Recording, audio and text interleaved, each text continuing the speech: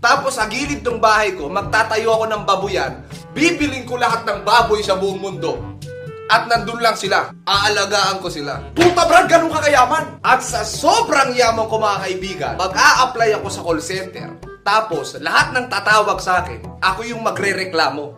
Tapos, pag nireklamo nila ako, sasabihin ko sa may-ari ng call center, "Bitch, you're fired." Puta brad, ganun kakayaman. At sa sobrang yaman ko mga kaibigan, tatakbo ko bilang presidente ng Pilipinas, dadayain ko ang eleksyon, at pag uupo na ako sa pwesto, magre-resign ako dahil wala akong alam dyan.